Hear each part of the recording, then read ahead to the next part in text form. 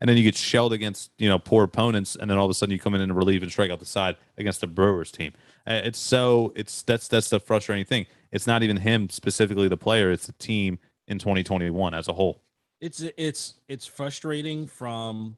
It's frustrating because I trust me, guys. I want to be a fan. I want to cheer on the Phillies. Like I want to support this team. I can't support inconsistency. I have a huge issue with that. I got to bring up this topic too, real fast. Go ahead, Tanner. Come on. You know what I'm going to say. Just do it. Just do it. I'm ready for it because T, you know what I'm going to say. T's pissing me off. T. We're talking about the Phillies. T's pissing me off because he jumped off that bandwagon, Max, broke his ankle. He's crawling all the way back there. We're trailing along. We just beat the Brewers 12-0. You got Bamboo Miller over there, a 2-home run game again. And this guy thinks he can't get it done. He thinks they can't get it done and go to the playoffs. That's beyond me. I don't. Listen. Okay. I did a show. I did an overnight show on actually yesterday with Dave Uram. And he asked me to come up with a list of 5 reasons. 5 reasons the Phillies will make it and 5 reasons they won't. I never got a chance to say this list. So I'm going to say it right now. I'm going to start with the positive. Bryce Harper. If Bryce Harper continues, say that again, T. Shut up. If Bryce Harper continues this MVP campaign that he's really on, and he's really turned it on, I'm not even gonna lie.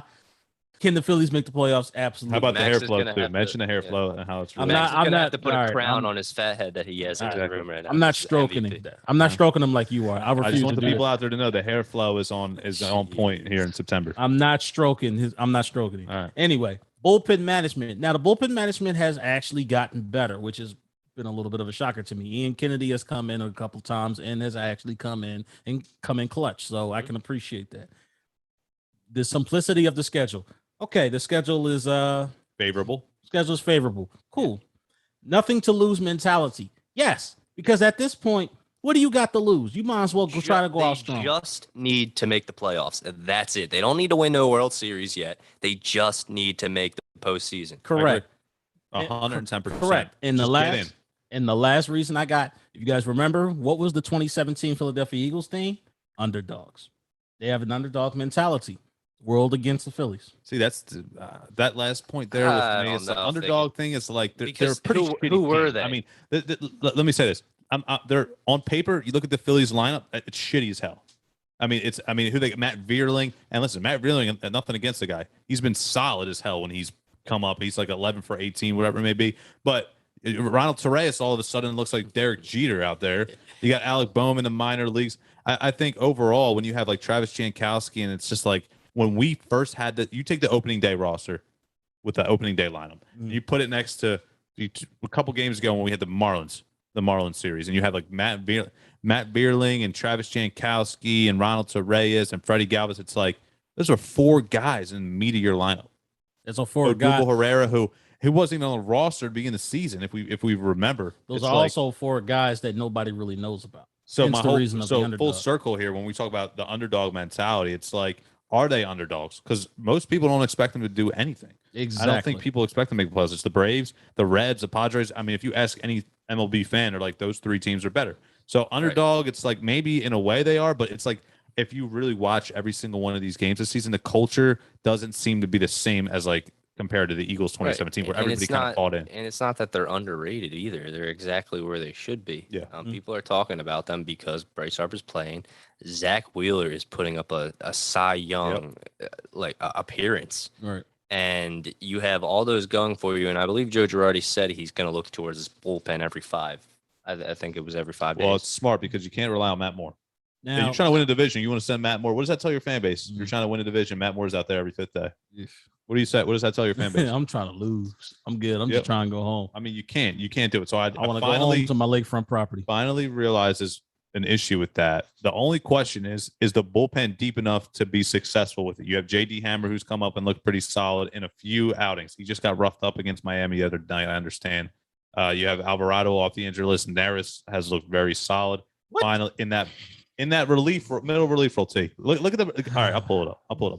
Look at the previous outings. I know what you're talking about. Look at the previous outings. It's not deep enough to win to win a playoff series, but it's deep enough to get there.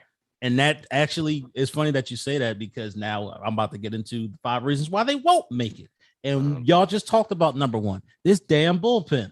Once again, can this bullpen be relied on? Understandable.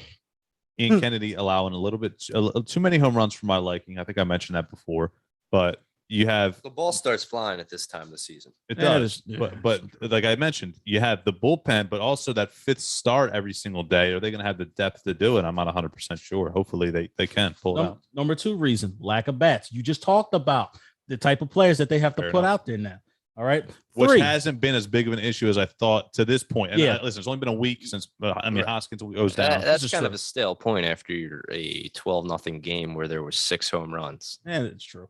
Number three. Now, I don't think they have any trouble with this, but it could be a possibility that they overlook their schedule. They overlook the people, the teams that they have to play. It's a possibility. Teams might get, team might get comfortable. If they lose any one of those games against the Orioles, I'm going to lose my mind. You have to expect a loss, though. I'm going to lose. For this Marlins season. The Orioles are losing on purpose. Yeah. Yeah.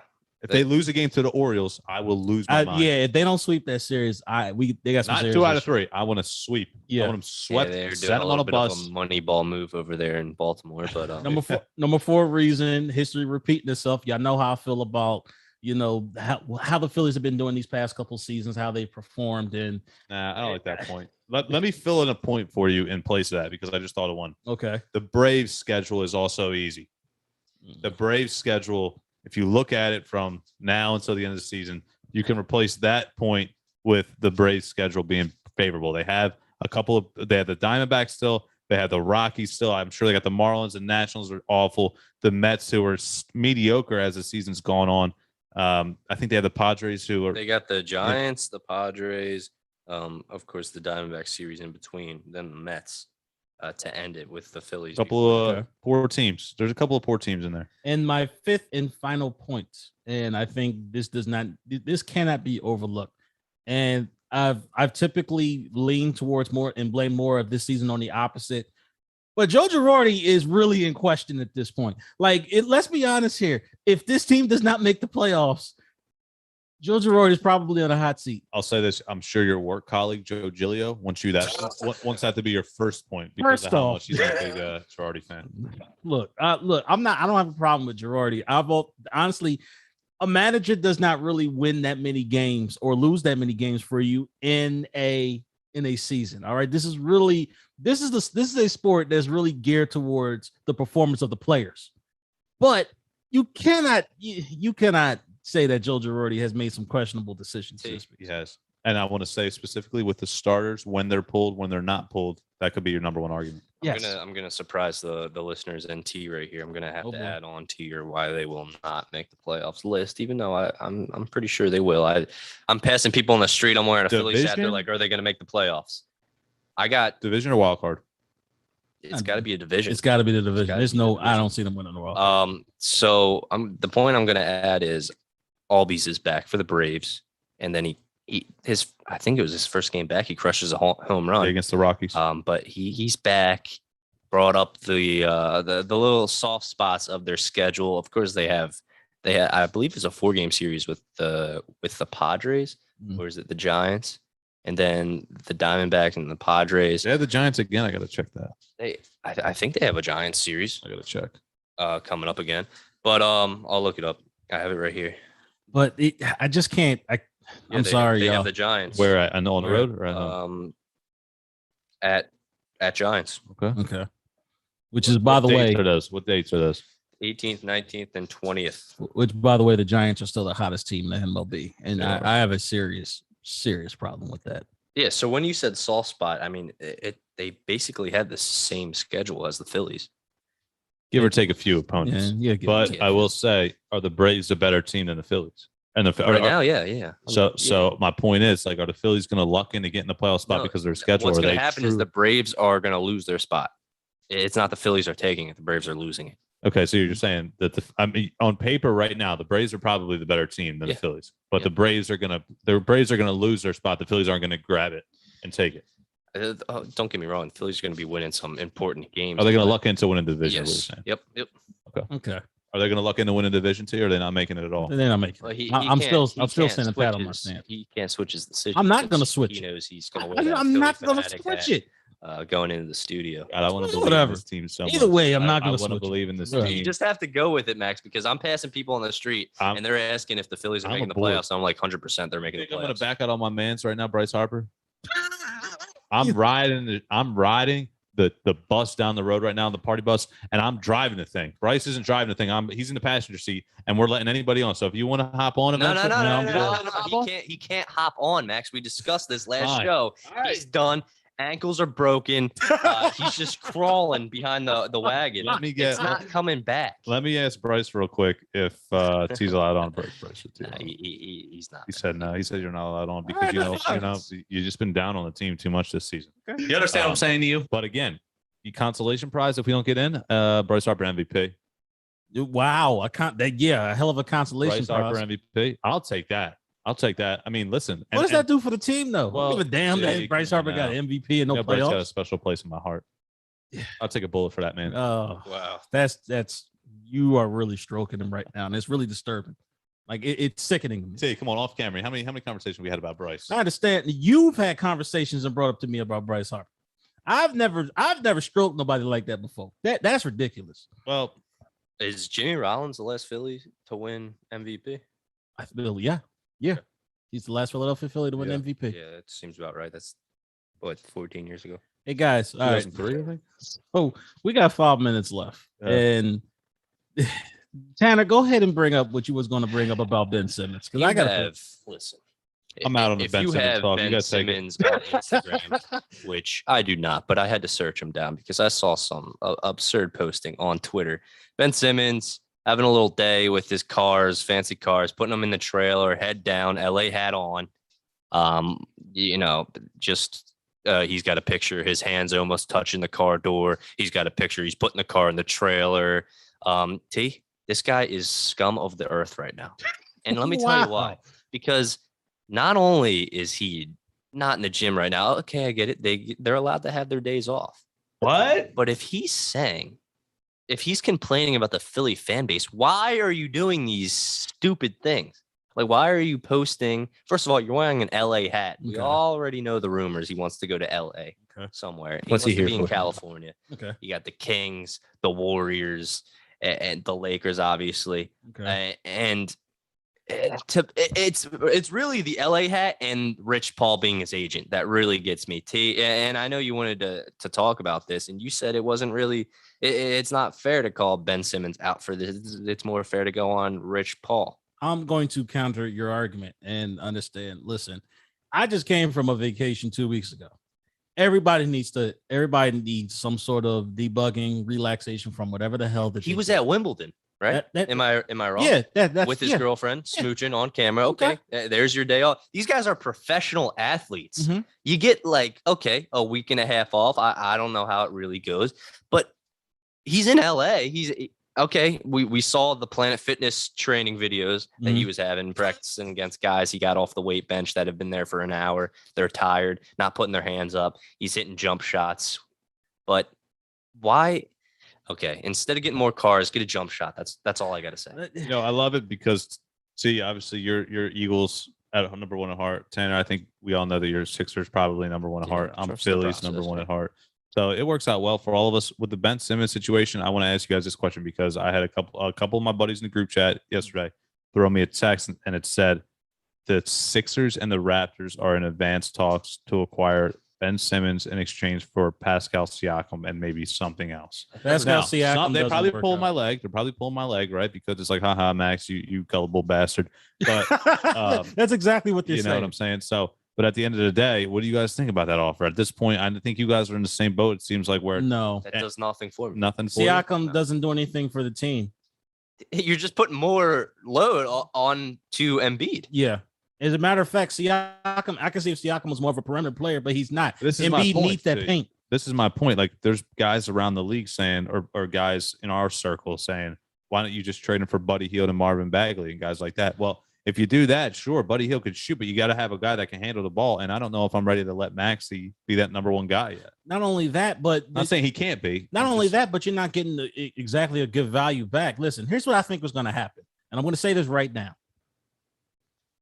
Your point guard going into the NBA season will be one Benjamin Simmons. There's no getting around that. Why? Because you're not getting the deal that you want for him.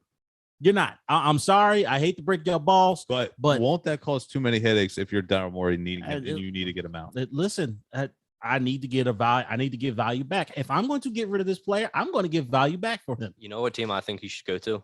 And unfortunately, I have to think about Ben Simmons' feelings as well. I don't give a damn about their feelings. Yeah, I don't know. You give a have damn about to that. because that's how a trade's going to work out. And you have Rich Paul.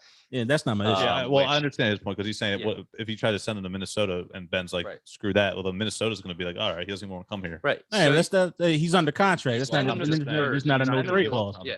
He's not going to get anything for him. Send him to the Spurs. Greg Popovich knows how to work with guys. The Like Spurs Ben have Simmons. nobody that's worth anything.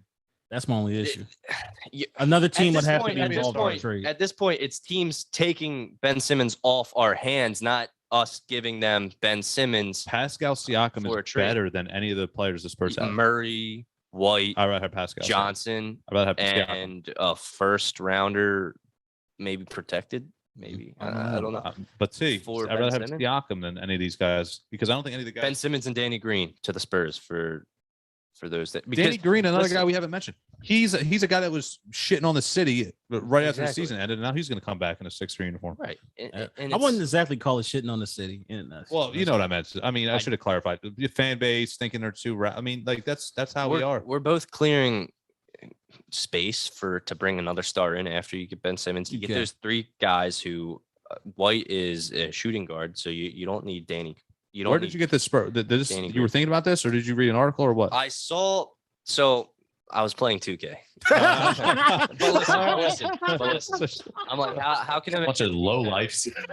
And Don't tune out, I listener. This is see- important. listen to me. These people love playing 2K. They know where I'm at right now.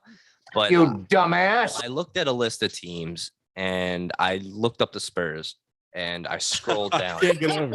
I still On- can't get I'm over. on Google right now. I'm not on 2K.